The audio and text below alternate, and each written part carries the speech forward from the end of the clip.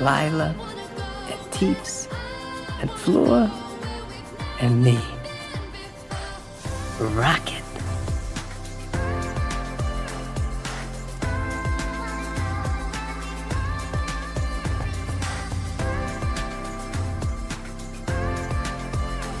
Boost! Fire!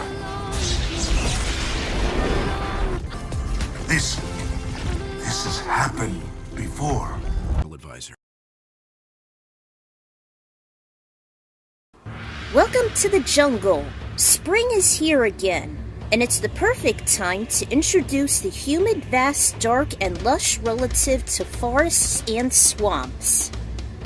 These places are remarkably dense, that it's hard enough even for aircraft to comb over. These tropical works of nature are often the home to immense wildlife enemies, and even a temple here and there. They may seem beautiful, but they often hide their more sinister and nastier undertone.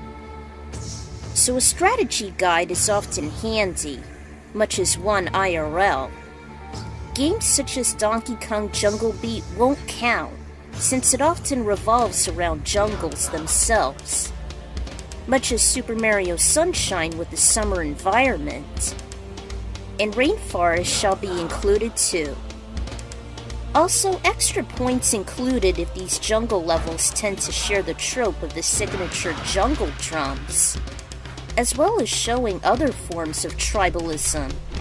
Beware while traversing through those foreboding terrains, and prepare for jungle fever. Don't get lost now.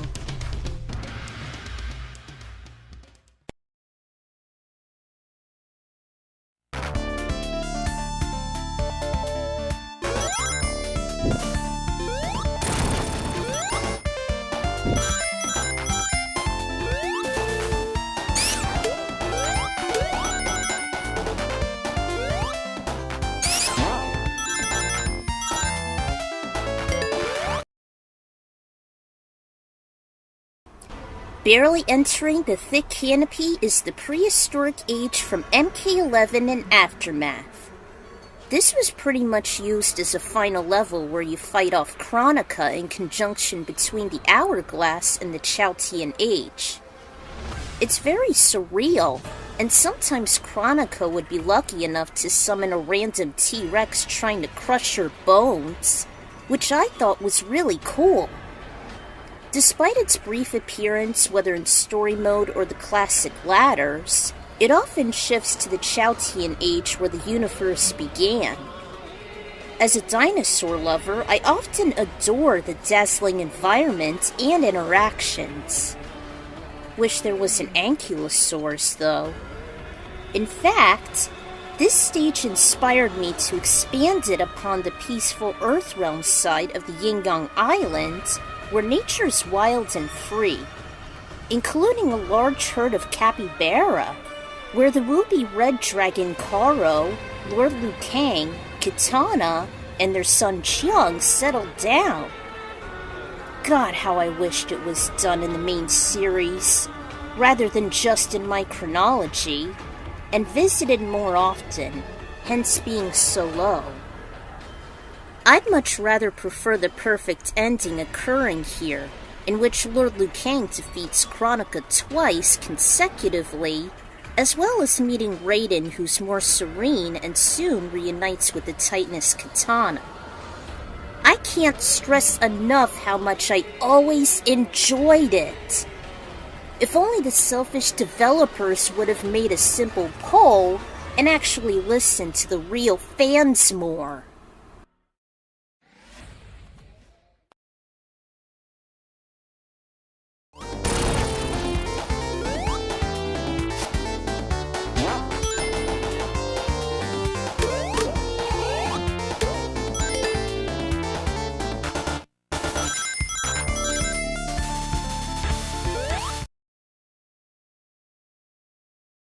I don't often have a favorite level from Yoshi's story, but Jungle Puddle sure as hell is. Ever since I was in my tweens, everything about it just had me hyper-fixated. Whether it be the cute exotic music, the opaque secluded area, and best of all, when you're completely immersed and overjoyed while swimming around. And there's no pressure nor oxygen time limits to hinder you. Heck, Yoshi's perfectly balanced while swimming, unless you get hit by swarms of blue fish or the growing bomb berries. The bog is definitely where it's at, that I'd consider it as a slice of heaven. That is, until you progress any further. In the last 2 sections, you come across a very scary killjoy, as you always want to evade the predatory giant blurps. I wish I've included them in my creepiest enemies list, or scariest, because the red blurp alone is downright terrifying, as it always makes unpredictable leaps awaiting you as its meal. Swimming in the bog is like a freaking death sentence. Forget the killer piano in Super Mario 64. I always despise this. And it doesn't stop there, since the section after that houses a blue blurp that spits out endless streaks of water, which greatly hinders your footing. And again, swimming is suicide, since it too can swallow you whole. I'm surprised that Fuffle's minion never mentioned this in his killjoys list, let alone give it a dishonorable mention. This definitely deserves to be so low on account on only the terrifying killjoys later in the level, and I'd often play this over the dreadful jungle hut as a kid. It was my GOAT in page 4, but that only counts the first section alone. I wished it was more like its prototype with its bone dragons, large plants, and darker designs. Still, it barely qualifies, and it's a nice place to relax and have fun within its first section, thus only at number 9.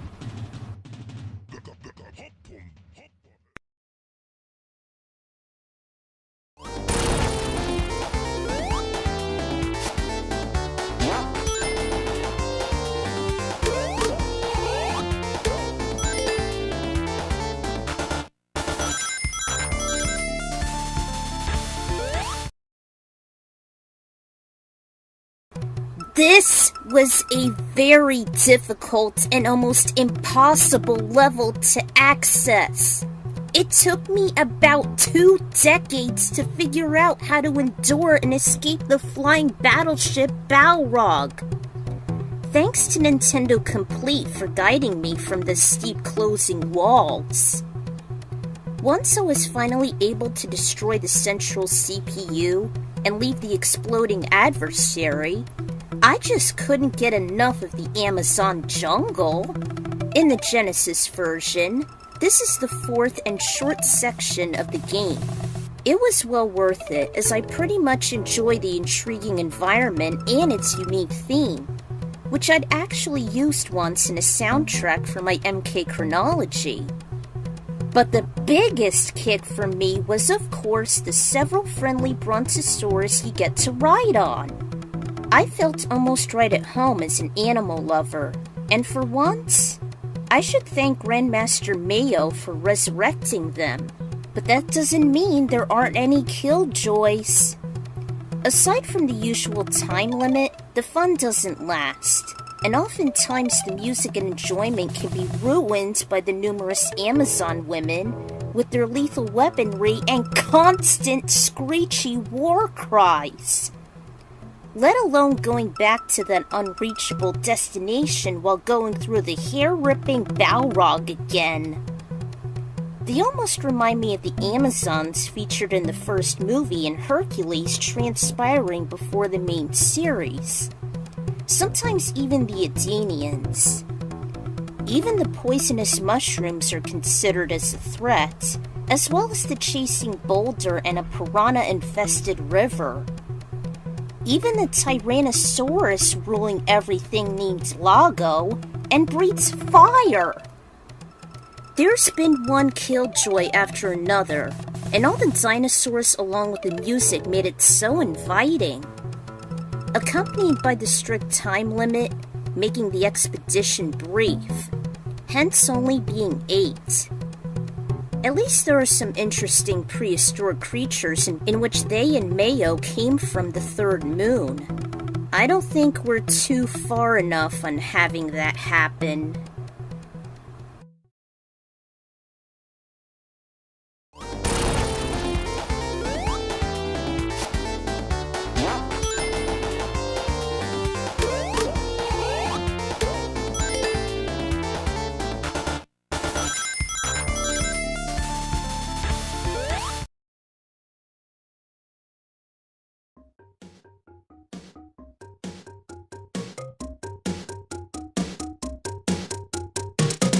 Hell yeah! I needed to include Bryn Star. Just its theme alone gets you pumped up and compels you to explore it. And this was the first ever time I got introduced to that section since the original Metroid spat me out. Even before there was Smash Bros. The dense overgrown vegetation, the embracing music, the maze-like structure, and the various flora and fauna is what made the second Zebes sector stand out. Quite a step up from its more lifeless counterpart. Despite having some difficult spots such as the new path requiring the mock ball trick, or the so-so sub-boss of the Spore Spawn guarding super missiles, or the fatal relentless side hunters, or the cunters that cause Melissophobia, or even leading to Kraid's lair, the annoying cack attack, or even the cotton candy pink sectors. It's the only portion of Zebes I kinda got attached to. Just with the dazzling 16-bit setting and the catchy tune pretty much. But I guess it's all in the eye and ear of the beholder. Much as nature itself, beautiful but deadly. Hence being only 7. The tropical sector infusion was meh, aside from Notori, and even Zero Mission's version was pretty dull as white lettuce. It sometimes reminds me of the Stephen King novel Do McKee, in which it houses a massive area encased in colorful exotic plants. How I wish there'd be a movie adaptation of that. I'd always associate the jungle whenever it should come down to Bryn Star, rather than its reddish neighbor to Norfair, or the main theme used in the Metroid series. Just enough to take the lucky number 7.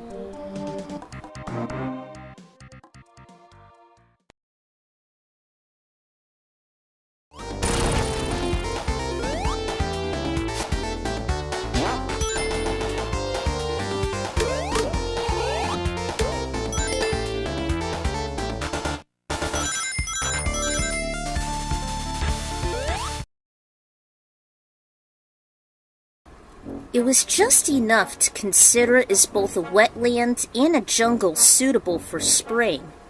Murano was just irresistible. The trio of tropical isles at the southern west portion of the continent was an instant contender for the list. And it shouldn't always be considered as a vacation resort. After the Master conquers the desert Cassandora, he voyages there and eliminates the threats amongst the infested tombs and swamps. A lot of gamers would skip over it after visiting the neighboring desert Cassandora and head straight for the volcanic Eidos.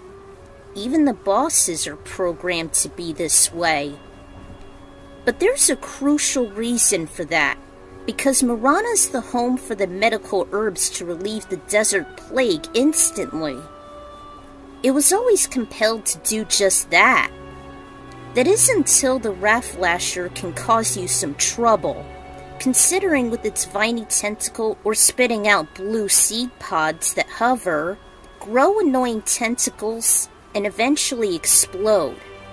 Not to mention you deal with 2 or 3 at a time, making maneuvering a lot more hostile. I think Metroid's Spore Plant was probably inspired by that. But you still got the sim level, which ain't too shabby. Perfect for a fenland and jungle with all its palm trees, marshes, and the islands that can be connected with a couple quakes. This was just the ideal place to relax in.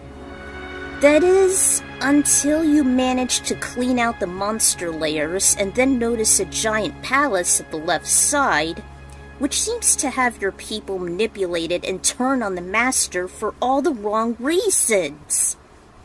So, you come across one of the most tumultuous levels in the game, and one of the most creepiest.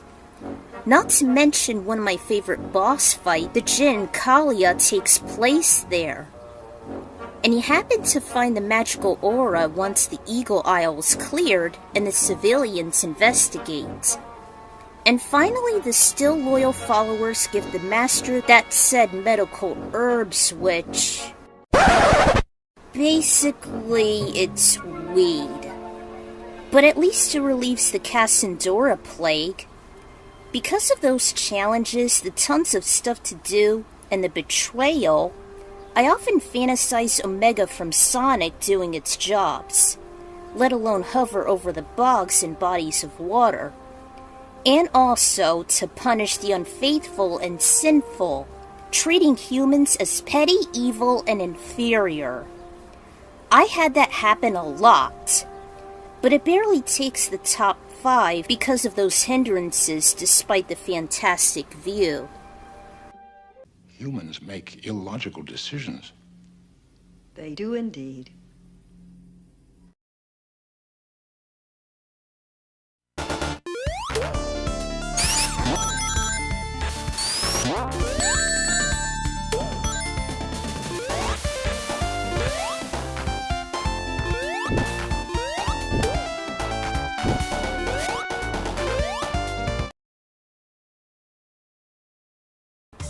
Ever since I first got into Mega Man X4, I was instantaneously fascinated with Web Spider's stage.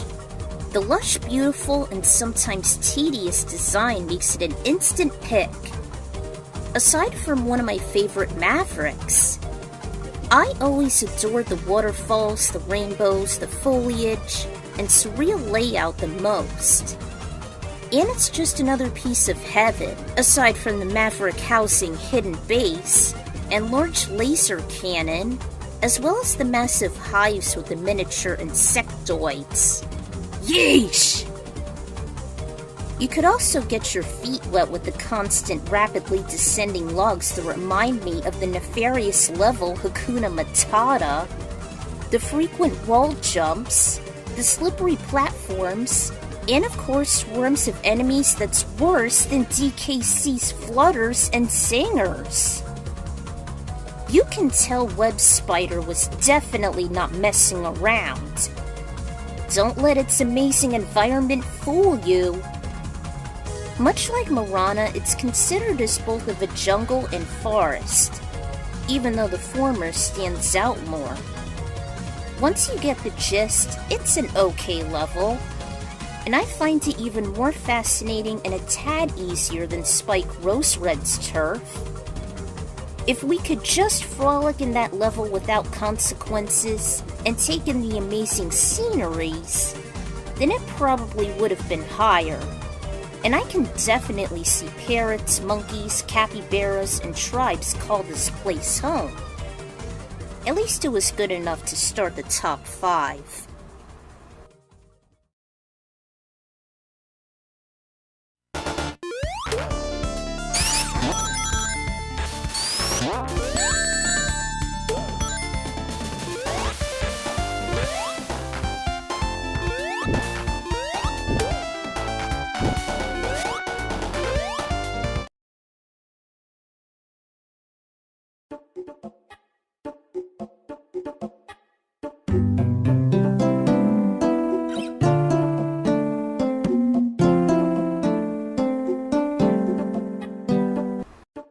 Ah yes, the fertile monsoon jungle finally makes the cut.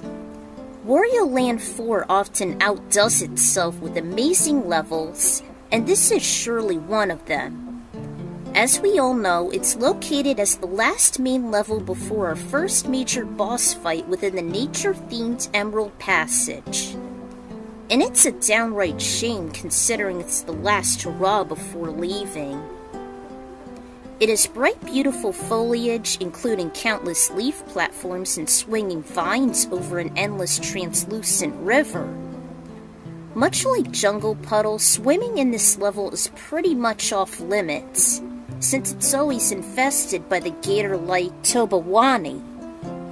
And it's sorta like a killjoy since I often enjoy the serene acoustic song and the dazzling foliage. Hard to believe how highly detailed it is for a 32-bit handheld and launch title. God, how I wish Wario Land had a Part 5. Even though it's a monsoon jungle within a nightly setting, but yet there's no rain. But who cares, right? Well, hello, rain never hurt anybody. Yeah, but a lot can kill you. It's almost like its predecessor, Mystical Lake, almost leads straight to it. If only they hadn't been separated by dimensions. The music on its own always plays in my head whenever there should be a calm, balmy, rainy day. It's that amazing, and I can listen to it about several minutes on end. Even when the Wooshi Academy should get any rain. It's too bad racing the time limit mostly transpires underground, taking away the scenic experience, but at least it's more roomy for the rush. Regardless, aside from the gators, it's not too much of a killjoy as long as you stay alert and not be swayed by the music and bright environment. Just enough to take the 4th spot.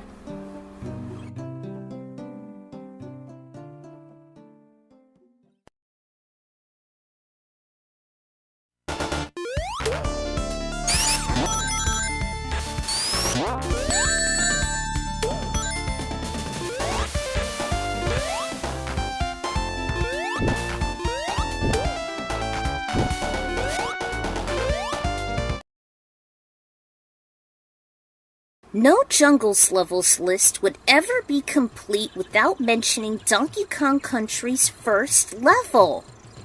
This takes place directly after the detailed plot found in the instruction manual left off.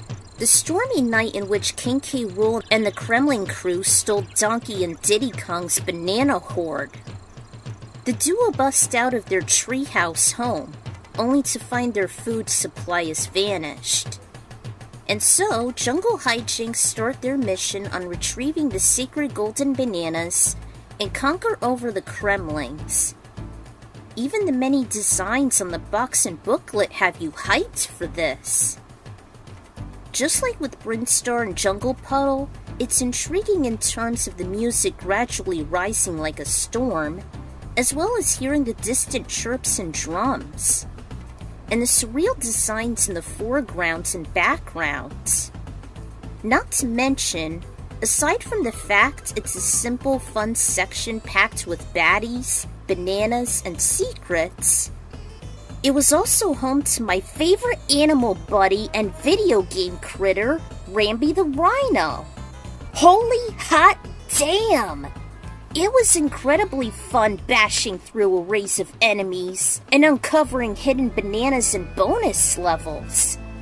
I love this guy to death, and he along with Spike were instant staples on making rhinos one of my all-time favorite animals. And I also like how it transitions to night, highlighting the rainy rope rampage. I get the hype, it's the debut level in this legendary Rareware title, but because in how brief it is, and how jungle levels are mostly overshadowed by 10 tedious cave levels amongst other environments, it doesn't feel as iconic as 90% of consumers claim. I mean, yeah, there is a remaster in Donkey Kong Country Returns, but I never really cared much. Still, it was just a phenomenal start in any SNES game to date.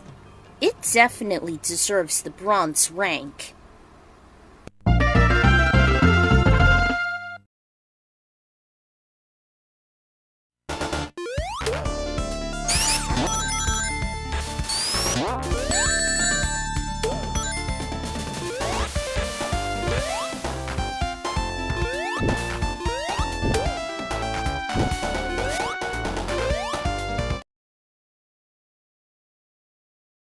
Originally, the Safari Zone from Kanto was going to be on here, since it was the first of its kind I encountered. However, I've changed my mind and decided to stop by my all-time favorite generation with Johto's instead.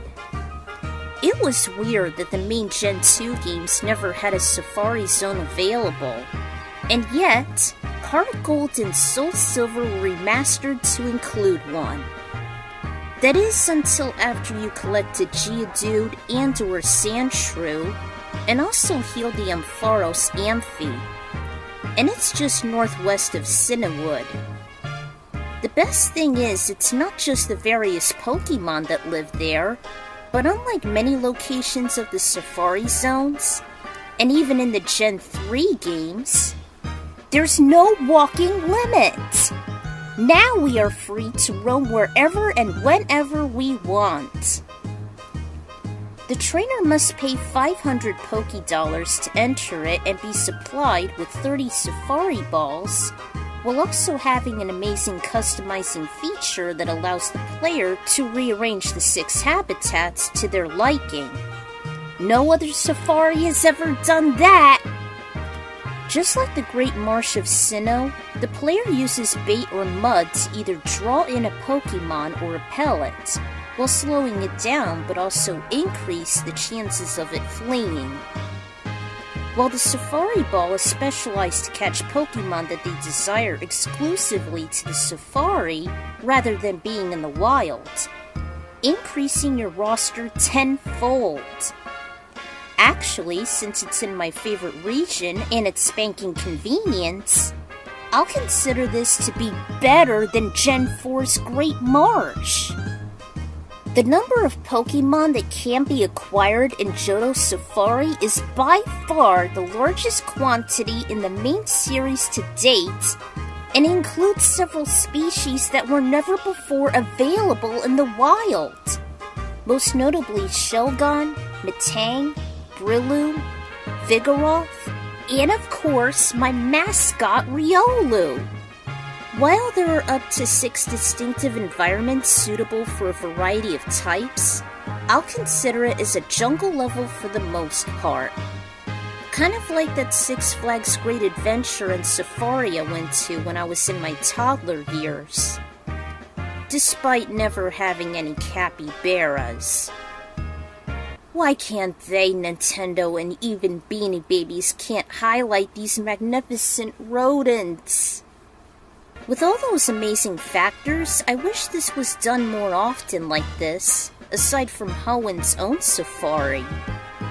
I kinda wish I've included this one in my forest levels list, but I'm glad my jungles shall suffice.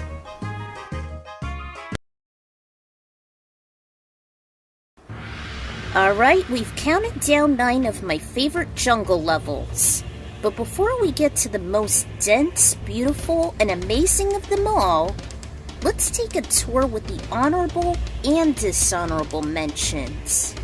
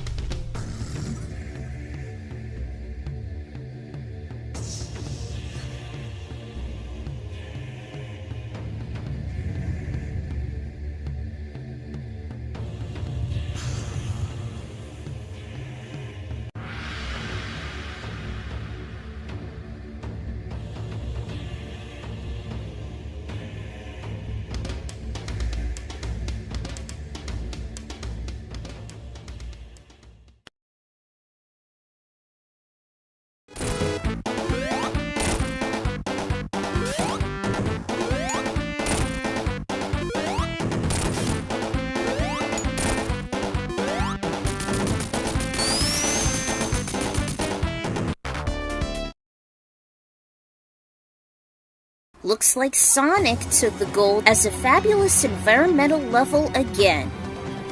This was just far more superior than even the Jurassic Park sequel and the archaic 60s movie combined. While it's not necessarily a level you can relax to, unless you consider the vacant village outside, it's still one of the exhilarating places to unwind. Located at the subterranean heart of Angel Island, Sonic and Knuckles are the only ones who can access it. And sometimes this is where the difficulty spikes too. And this can certainly be the inspiration from those Indiana Jones films. Whether it be the rolling boulders, the raging waterways, or just the tumultuous journeys themselves. Seriously, these sections may just have their own roller coaster rides. Not only is it the home of blinding speed and excitement, but there are mainly 3 sections to this mega attraction. The first is a long maze-like section that ends with a flooded room where switches must be pushed to open the door. The second is a dark passage with a waterfall and boulder running segment inspired by Jones's Lost Ark. And the third and last one is a room with lit panels, which seems to be the most gravest of challenges. Sonic goes through all 3, while Knuckles goes through only the third.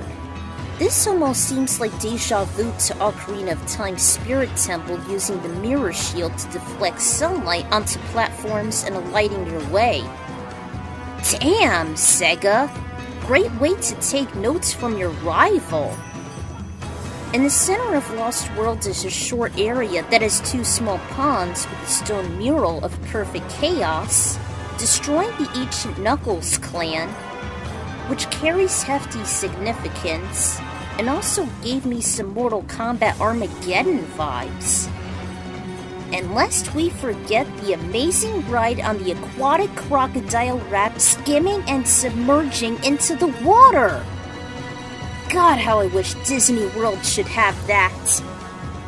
Sonic visits the labyrinth first, right after Tails' tornado crash, after failing to infiltrate the egg carrier, while Tikal invites him in, while Knuckles soon follows suit as he searches for the last pieces of the Master Emerald.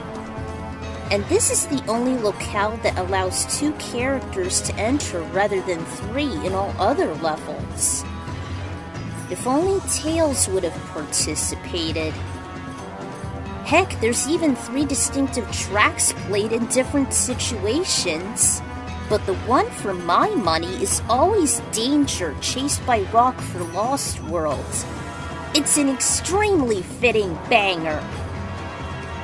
It may not have a lot of exotic wildlife like the previous Safari Zone, unless you count the extinct Echidna tribe. It clearly consists of what a jungle is all about. Thrilling, colorful, dense, and dark exploration everywhere you go. I'm the Ecron Rider, and out of all the jungle levels I'd experience, the Lost World always takes the cake. Sonic and Sonic Adventure DX took the gold for the 2nd time. Truly an epic adventure for the ages. Well done, Sega.